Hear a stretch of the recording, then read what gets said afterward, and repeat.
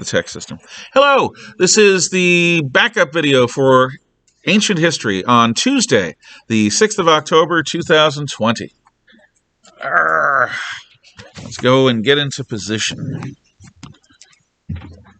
First of all, one of the reasons that I do these backup videos is because technology is unreliable.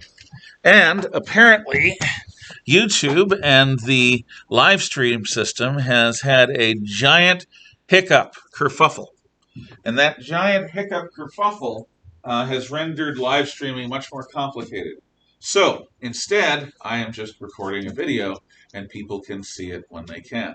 I like how you said kerfluffle. I'm sorry. Okay, that's fine.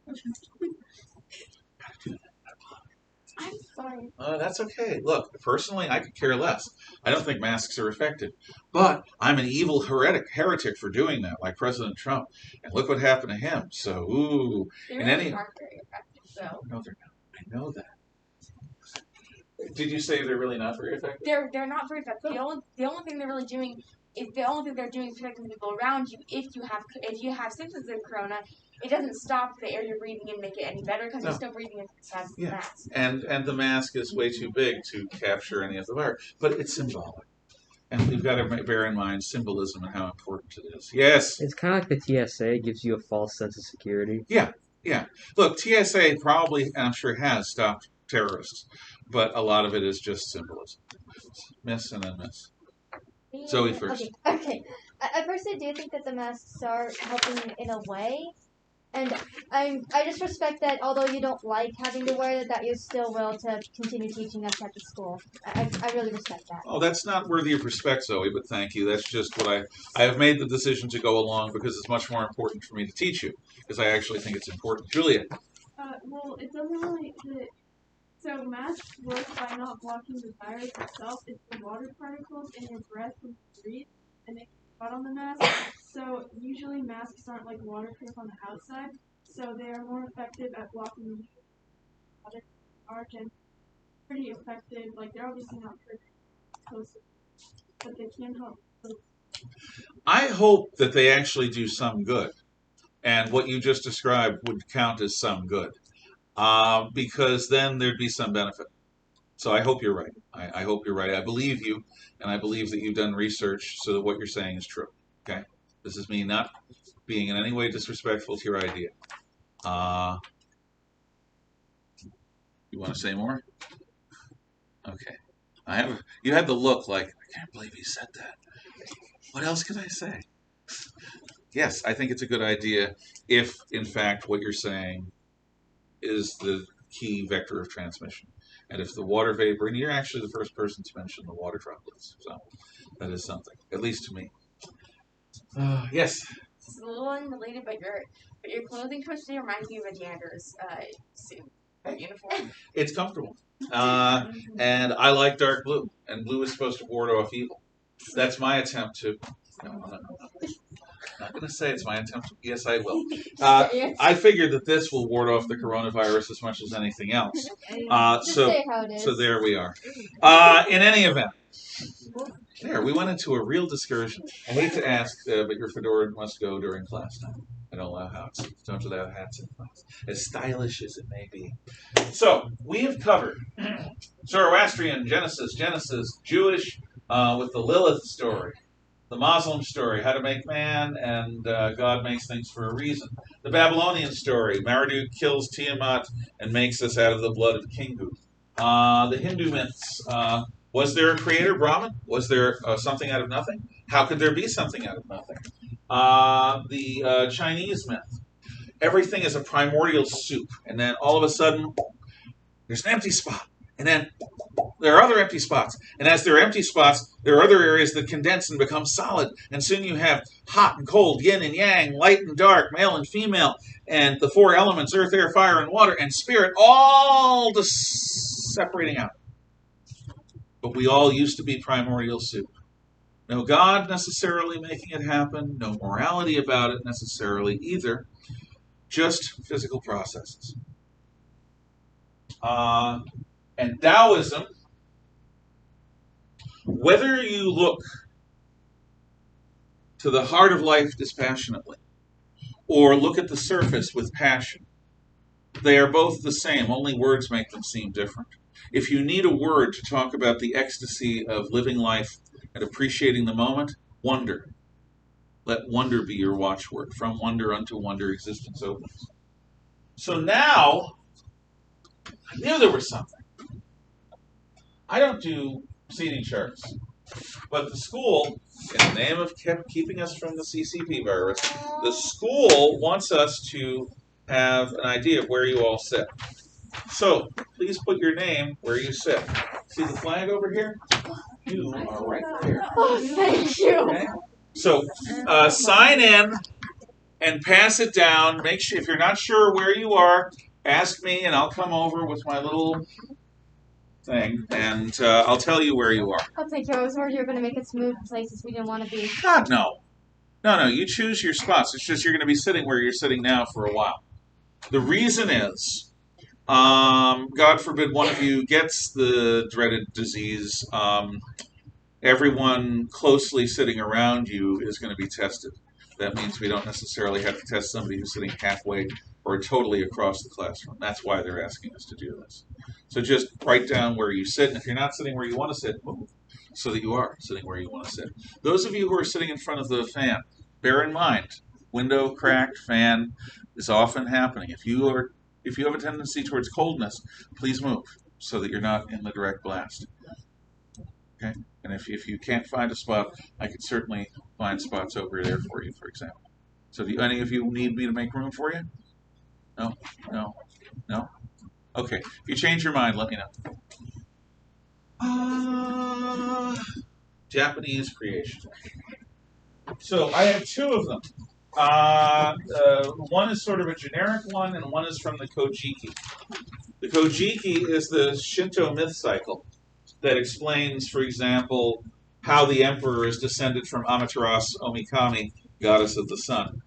So, Japanese, we have in period 4.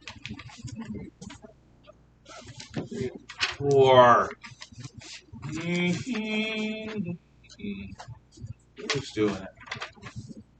Well, we've got summer, and who else? Let me just see if there's anyone in 4B also has Japanese. We have Itsuki, who's not here anymore. So, looks like it's you, and just you.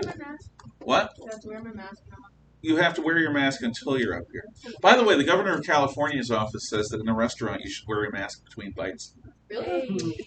Yes, I just read this today. Oh, it's funny. So come on up and then take. And do you need any equipment or no? Okay, good. You're gonna wear a mask between bites, might as well just keep on your mask. Yeah, but you can't hear so well. Oh, yeah, I know. No, I get it. What's so? Do we need to write in pen or pencil with the seating chart? I don't care. I usually prefer pen, but it doesn't matter to me. Okay. As long as I can read it, make it legible. So I can just write in print? Yeah. Yay. Yeah. Where is the seating chart right now? Sorry, I forgot to do it. Okay. Nice. Always a cholesterol plot. I'm sorry. You just call me cholesterol? I've called many things in my life, not cholesterol. Well, something new every day. Are you ready, Miss Baldwin? Yeah. Okay, start by self-identifying and proceed. Okay, I am Summerlee Baldwin. I'm doing the Japanese creation. Okay, so I'm gonna do how the earth came to be. So first, there was a big oily sea, and there was already a heaven. And then there was two. They're called kamis. Kamis. And then there's Izanagi and Izanami. They're both siblings because they came from the same thing, but they're lovers. And their job was sent to put land on Earth. And so they go down by the bridge that connects heaven and earth. They go down and they create a spirit and they turn the waters. When they turn the waters, they create a huge island called Anokamima. I'm trying to say it. Anokamima. Pretty good. And then they create that huge island and then they live on it. After a while, they begin, hey, let's mate and let's make some other gods. Well, their mating style was having two holy poles and they would go around it. When they go around it, they would meet each other Well, Izanami, the goddess, or the female, spoke first. And when they did that, this created two demonic, deformed children. And they didn't like this, so they put them on a boat and sent them off to sea. And they later figured out, oh, the woman spoke first, and she shouldn't have done that, so that's why our children was deformed and demonic. So when they went around the poles and they tried again, Izanagi spoke first, the male, and that created commies. I created commies. And then they kept mating until Izanami birthed the fire kami, and that killed her. Izanagi, the male, was really, really upset by this. And he went to go kill his own child, the kami of fire, and this only made it multiply. He's like, well, if I can't kill the child that killed my wife while giving birth, I'm going to go find her under the underworld and revenge her. So he went, and there's no god of the underworld, and the underworld is so dark you can't see anything. It's just darkness. So he went to go down there, and he found his wife, and he spoke, and Izanami said, the woman, said, don't look at me, don't look back, just don't look at me, like, I already ate the fruit of the underworld, I can't go back out there. And so he has to leave, but she falls asleep, and he wakes up, and he has a comb in his hair that he sparks fire, and he makes like a torch, and he looks at her, and her eyeballs are out of his sockets, her skin is decayed, she has monsters of snakes and maggots going through his skin, and she told him to not look at her and leave, but he screamed, he's like, oh, I didn't leave, I should leave now, and then he runs, and then she wakes up because he just screamed and ran.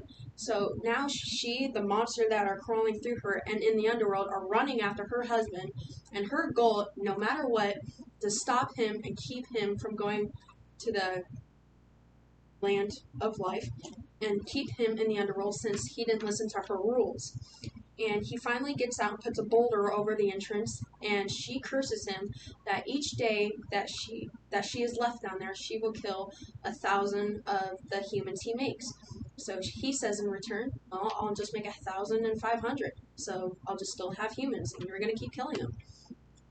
So after he's out from the underworld, he feels very impure, so he has to have like a ritual and a cleansing to purify himself from the underworld. When he does this, he goes into the bath and he strips his clothes. When his clothes land on the floor, this creates commies, other little gods.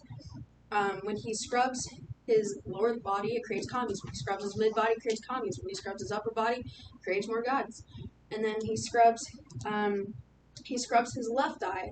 This creates one god that's very important. This is Amaterasu, kami of the sun. When he scrubs his right eye, this is Tsukumo. Scrubs his right eye, and this is kami of the moon. And when he washes his nose, this is Susanoo, kami of storm. These are three precious children of Izanagi. These are the three precious kamis of all the kamis. He gives them rights. Amaterasu was the right to rule over heaven. Tsukumo had the right to rule over the night. Susanoo had the right to rule over the sea, and these three kamis would be the leaders of the next generation of upcoming kamis. Excellent, Summer. You can get your grade later. You did a really good job with a myth that was challenging. Here's a couple of reasons why. I actually had to censor this myth when I was writing it, or rewriting it. The first time I did it with kids, the first few years, I left in the parts that I've since excised. But the Japanese are not subtle about sex. They have pornography on during the regular primetime hours on television. They've got weird vending machines with stuff you don't even want to think about. What's interesting about this myth, and you did a very good job with it, is it's not, you'd think, since we come from a process of sexual reproduction, since we have mothers and fathers, since all animal life that we know of, at least on a scale that primitive or medieval people would know of, most of us come from sexual reproduction. This is one of the only myths that does that. This myth is very much about Izanagi and Izanami making love and producing child after child after child after child after child. And each of these child is a kami. And in Japan, kamis are not communists, kamis are gods. They're gods, demigods. They're like Greco-Roman gods. You've also forgot the peaches. There's a moment where Izanagi just makes it to the border of the underworld and the world of light, and the forces of the underworld are chasing after him. And he finds a peach tree. And he starts winging peaches at the demons and the undead coming out of hell. And it drives them off because everyone knows that peaches fight evil. So remember that the next time you're not feeling well. Peaches fight evil. Any questions at all about that? You did a very good job. So everyone's on here? Good. Now, let's take a look. Polynesian. So, who, if anyone, signed up to do the Polynesian myth?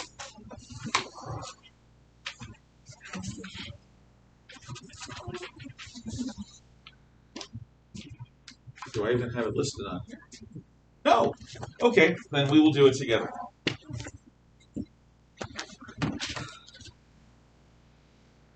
Why does everyone who was supposed to be doing this suddenly disappear from the class? What's that? Almost everyone who was supposed to be doing this didn't get to do it. Well, I've done more than half. it's what happens when people have to go to soccer or whatever. It happens. I used to have a family who came from Samoa, who graduated last year, the Lamatias. And they really did a good job with the Polynesian myths because they brought in things that I obviously didn't know from their particular Samoan version of the Polynesian myth cycle. I'm going to read. You can ask questions. Remember, the purpose of this, I'll just remind you. I don't expect you to remember every detail of these myths. I want you to get a sense of the human capacity for imagination. No human being that you've ever met has been at the earliest of moments. Nobody was there to witness it.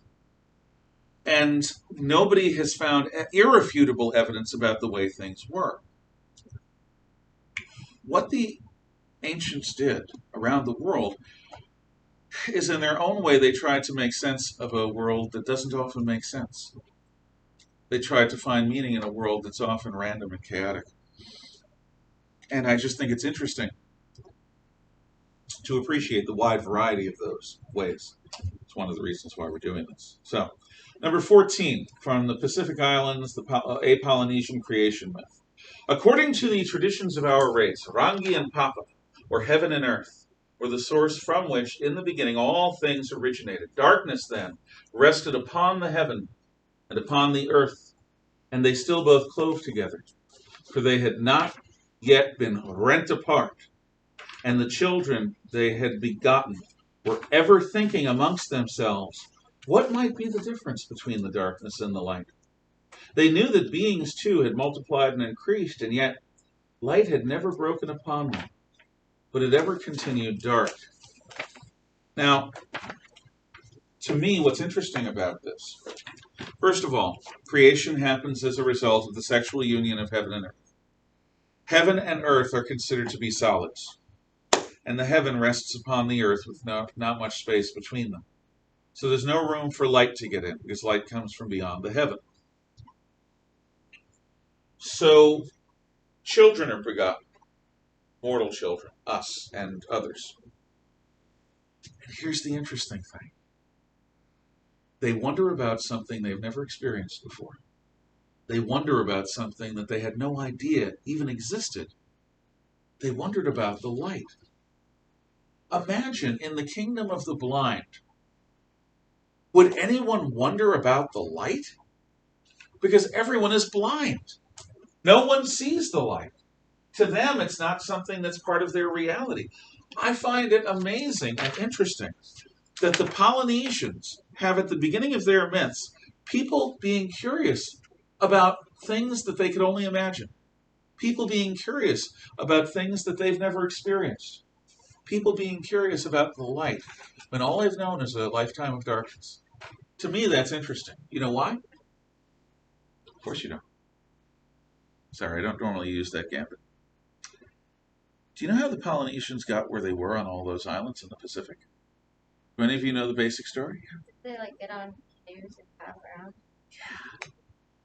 This is the biggest ocean in the world. It makes the Atlantic Ocean looks like a kiddie pool. And these guys got into dugout canoes, not much longer than this room is wide. And they went out over the horizon. They didn't have GPS. They didn't have compasses. They didn't have astrolabes or sextants. They had dead reckoning and their guts and an understanding of the stars. That's it. And you can't always see the stars when you're in the middle of an ocean. They braved waves as tall as skyscrapers. They braved storms that could destroy modern vessels. They went over the horizon until they found something, until they turned around, or until they never came back. And they went all the way from the area of Papua New Guinea, north of Australia, as far as Hawaii.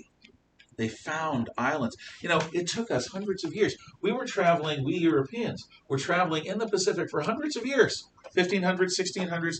It wasn't, I think, until the 1700s when we discovered Hawaii, because all of the trade routes went significantly north and south of there. But the Polynesians discovered it from Tahiti. They went north from Tahiti, they found Hawaii. Talk about wondering what you've never seen before.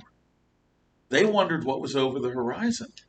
And that imagination prompted them to risk their lives in these little boats. I think that's very, very typical of them as a people. They are great discoverers, along with the Phoenicians, some of the great natural mariners of human history. Any questions, comments, or thoughts? Okay. We've got Tahitian particularly, and since I don't think anyone, let me double check, I don't think I even included Tahiti in here. No. So, this is 15. Taora was his name.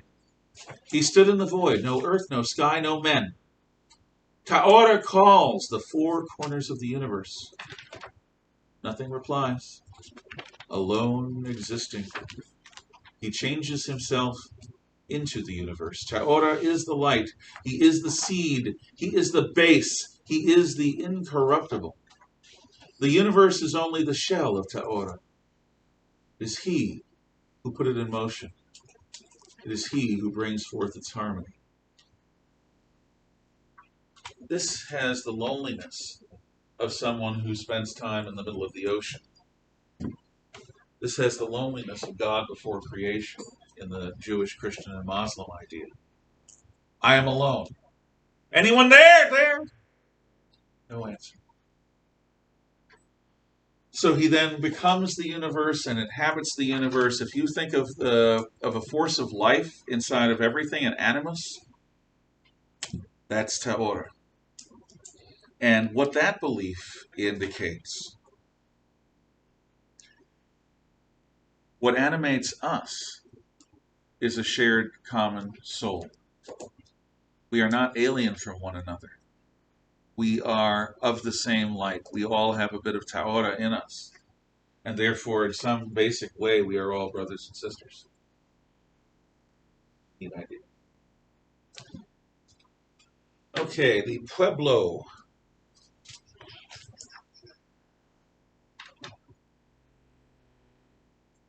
I don't see it. Zuni and Pueblo. So, Claudia. Okay.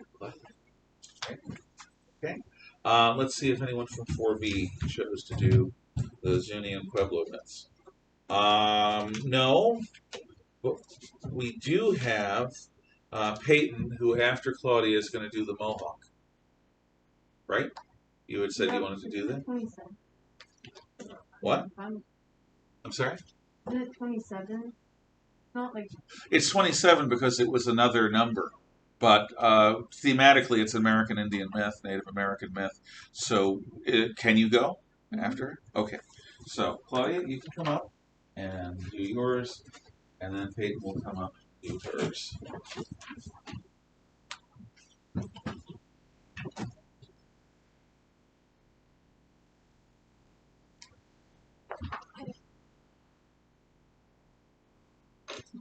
I'm Claudia, and I did the Pueblo and Zuni Native American myths. So the Pueblo were they they believe that the bonding between humans and spirits was very intimate. The children could actually in part of it at the end you could see that they actually played with one of the spirits. They played a game of hide and seek. They also things could grow faster and quicker than they do now.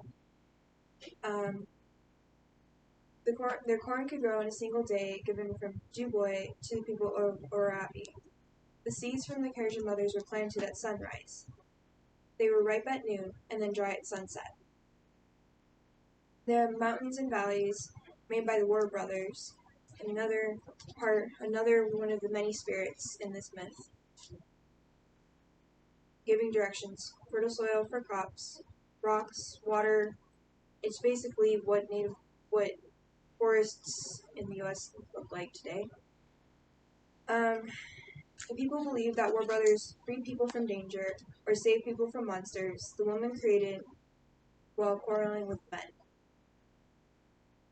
And no war or evil in this world, meaning it was a golden age or time between both human, spirits, animals, pretty much everything.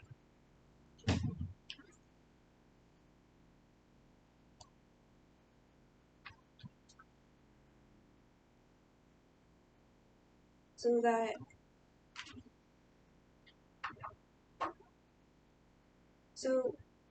the Zunian creation myth is about the Sun Father, his wife, the Earth Mother, and the two sons, Unam and so they're twins. Aki, Pika, or the beloved twins. So the first one was Unam in a coma, and Bli, so he's the beloved preceder, so the first child, and then Unam Akonoma, the beloved follower. And this myth focused mainly on the creation of sky and everything related to that. The great cloud boat, or clouds, arrows were thunderbolts, fog making shields, spun in the falling clouds. There's wind, mountains, no sand, no sounds like the modern forest. The Zuni people believed that the gods were like kings and queens to the humans, so the humans did all the work for the gods.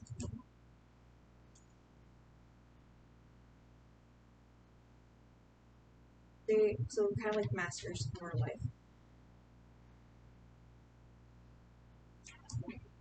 That's it. Sorry for really confusing. I was just really kind of confused by the myths. The myths are confusing. In future, if you're confused by something like that, come see me. Okay. We'll talk. But for now, you're all set. Thank you. And we applaud. Okay, before I have Peyton come up, these are two different myths, and they're both hard to fathom. So I'm not surprised that Claudia had trouble with it. The first myth, what stands out from the Pueblo. Now, the Pueblo and Zuni are both from our desert southwest, basically Arizona, New Mexico, that region. And they were people who lived in settlements and grew corn. They weren't a big civilization like the Aztecs or the Incas, but they weren't hunter-gatherers like most of the rest of North American natives. They were farmers.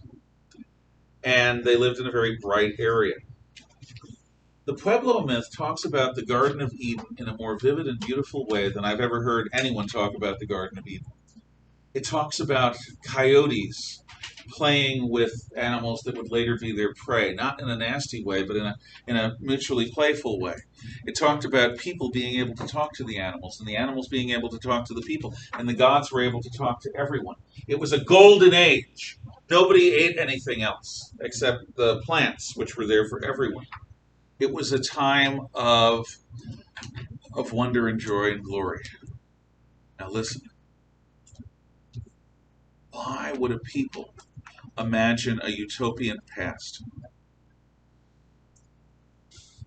Because that utopian past is going to make them think that they live in a fallen world, in a world that has become harsh and difficult and troubled with evil and troubled with danger, and all of that's true. So one way of looking at life is that it was not meant to be this way. One way of looking at life is that there was a better world. In the Jewish, Christian, and Muslim story, God created Adam and Eve to live in paradise. And it was their sinful choice that left us high and dry here in the world without paradise, with pain and strife and death. That isn't what God intended. And there's a similar sort of feeling here in the Pueblo myth, that there was a golden age and then somehow that golden age came to an end. And there's a moral lesson that wonderful times don't last, that something happens to bring it to an end. In the case of the Zuni, I'm not going to belabor it too long, but it talks about one of the differences between generations that's going to come out later in the Greek stuff. You've got the Sky Father, who gives birth to the two brothers of light, the War Brothers, they're called in the other myth. And these brothers teach human beings, and they're like Prometheus. They teach human beings about fire, they teach human beings how to survive. But ultimately, for human beings to grow, the Sky Father needs to leave the world. So they shoot him into the sky with a great bow. There comes a point where a child needs to leave their home, leave their parents, to become an adult, to come into their own. And that bittersweet truth is dealt with a bit in the Zuni myth. Questions, comments, thoughts? Yes, thank you. Similarly to what you said, perhaps they imagined there wasn't even before, so thinking of something to atone for to explain away the disease and famine that would involve them at any point in their lives. Indeed. One of the realities that we all face, even in our modern era, is the uncertainty of life. And we know, because we're smart, we're intelligent, we're sentient, we know all the things that can go wrong. We're the only creatures that we know of that can imagine our own deaths. Not even imagine it, we know it's going to happen, sooner or later. And so death stalks some of us. Others learn to live with it. But why are we like this? The question can rightly be asked. Why are we born with such a sense of wonder and life in us, only to die? Why aren't we immortal? And this sense of resentment over that is one of the interesting stories about religion around the world. Because there is this sense of why? Yeah. I think that's rooted in the narcissistic belief that humans are inferior. While we do have a higher consciousness than some and a higher intelligence than some, like all animals have higher consciousness or intelligence than others, it's a belief that we are somehow more than just animals at war. And our resentment of the fact that deep down we know we are not. Or, because that's an interesting point, Talia. Almost all religions assert a real difference between humans and animals. That's exactly what you're saying. What I'm trying to do is think about the why of it. Part of it is that the more primitive you are, the more closely you live with animals. You have to live with killing with your own hands. If you're going to eat meat, you have to live with animals that are around you as beasts of burden. We are actually remarkably isolated from the natural world, so we tend to romanticize it. But almost, I'm trying to think. Native Americans and Polynesians both talk about animals as their brothers, as spirit guides. So there isn't the great distinction. And ancient Celtic ideas also talk about the spirits of wind and stream, where we live in a world. Japanese Shinto has some of that we are just creatures. Hinduism begins to move away from that, and that Hinduism talks about a chain of being, a hierarchy. But yes, the question is, do human beings intrinsically know what you say they did, which is that deep down we're just animals? That's where the resentment comes from.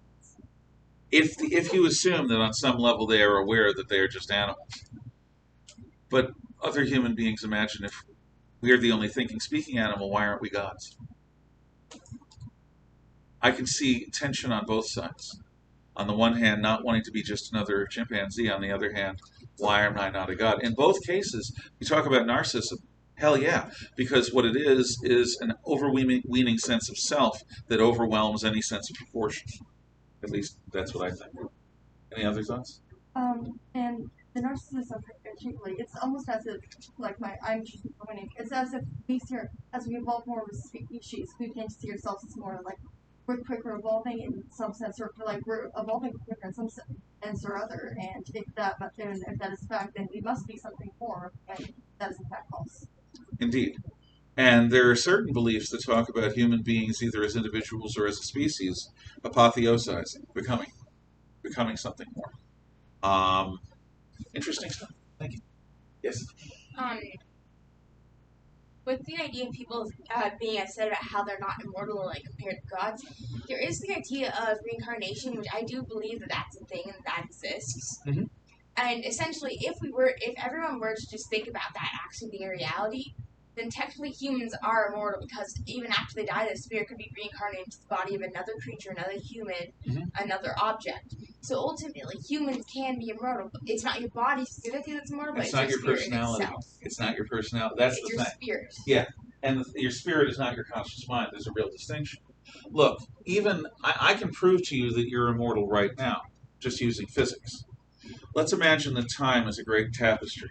We are in the weave of it, so we perceive time as something that are past, future, the world around us. But looked at from a different dimension, time is all at one. We, within the weave of time, perceive free will and choices that we can make. God, for lack of a better term, looks at us from beyond the weave of time and sees it all in one moment. Sees the results of our free will as choice leading to choice leading to choice. If time is part of the universe, then our moment in time will always be part of the universe. It won't. You can't take it away. But, yeah. Reincarnation also, like the idea of Taora and the Tahitian myth, tries to break down the barriers between people and between life forms and say, yes, we all have relations. We are all connected. We are not separate from one another. There is something that makes us have community with one another. So, And I'm just wondering, could you explain that whole narcissist thing of like the term of narcissism. sense of like proportion and Okay. mesh? Narcissism. Tali, you want to explain that? Okay, so narcissism is the belief that we're greater than others. The narcissism, so it's the narcissism that human beings inherently have, causes the disproportionate belief that we are either something more or something less than any other creature on Earth. Yeah. So by recognizing the narcissism and effectively distancing yourself from it, you see yourself as something less than everyone else on Earth. But by ignoring it, you see yourself as something more closer or to deities than animals, which is not false. You're something front and center. However, very few people recognize that and either see themselves as one or the other. It comes from a Greek story. Yeah, I know that part. Okay. Someone Fine. never told me the rest. Okay, well there you go. She did a good job. Thank you. Of the narcissism. Did I see other hands? I don't. So good. We're moving on. Okay. Pueblo, Zuni, Peyton. The Mohawk were part of the nations of the Iroquois Confederacy. Oh, I'll let you tell them. Hey,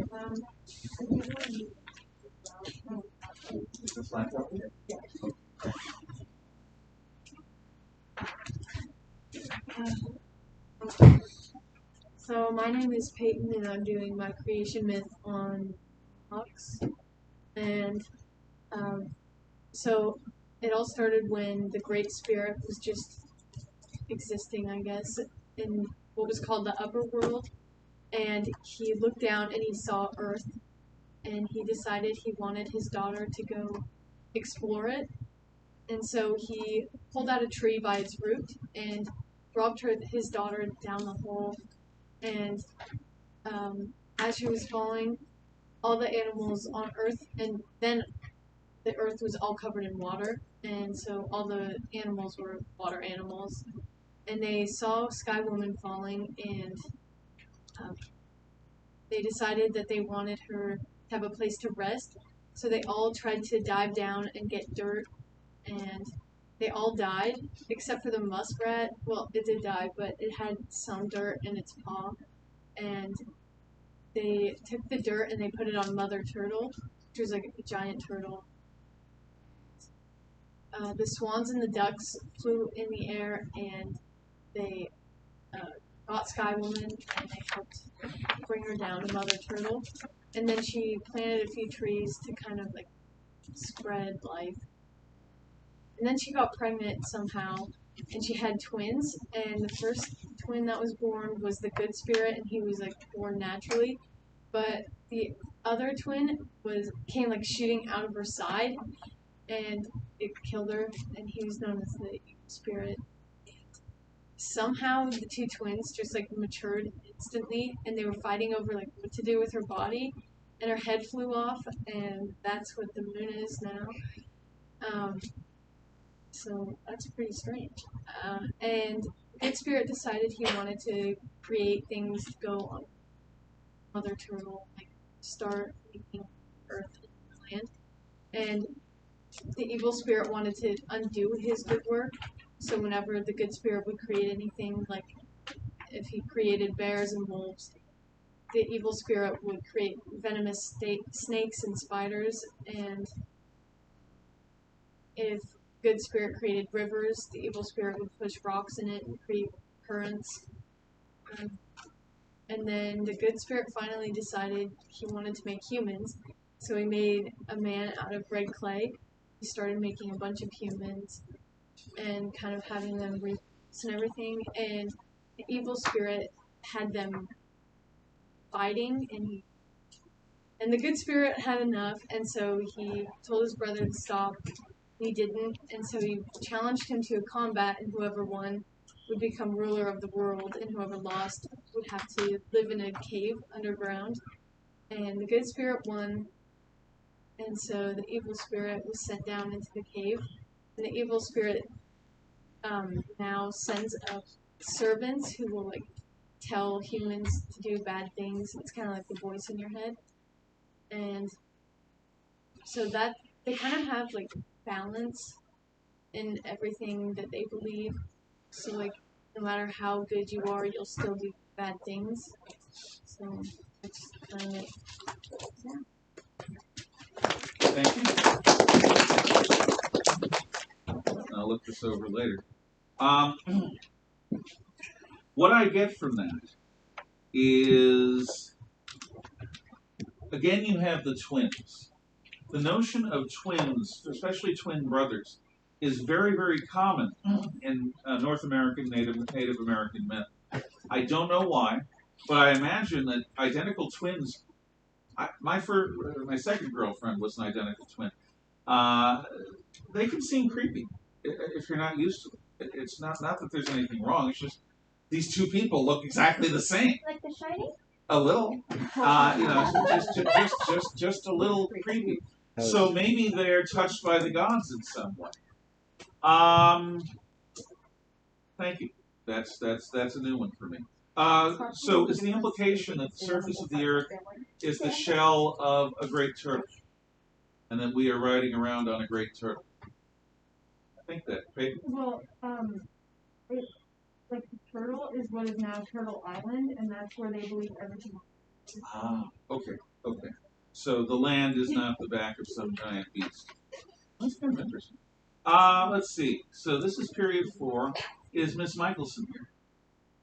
Is he? Okay. She had signed up to do Inca. And Maddie Daigle. She here? Okay. Good luck. It's gonna be fine.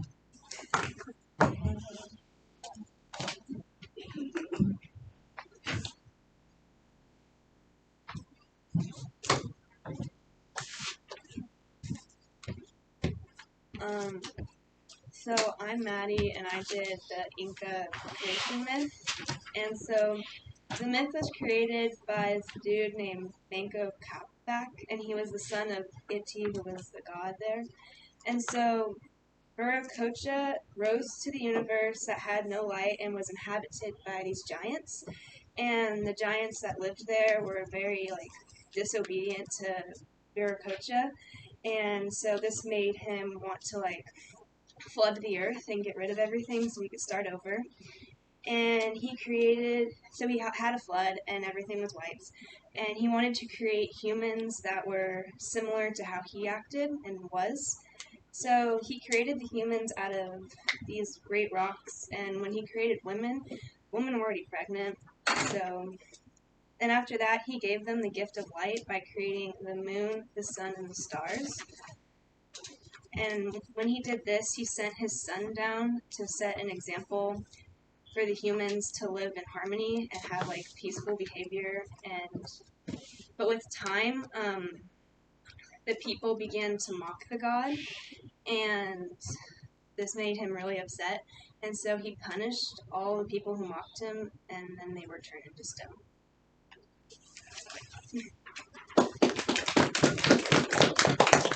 Okay. The Inca worshipped the Inti. The Inti is the sun, the god that is the sun. And the Inti is a relative and a personification of the Incan king.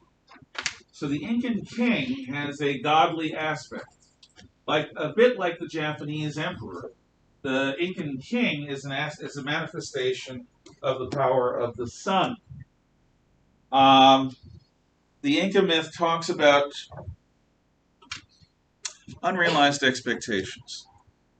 Kontiki Viracocha has hopes for people.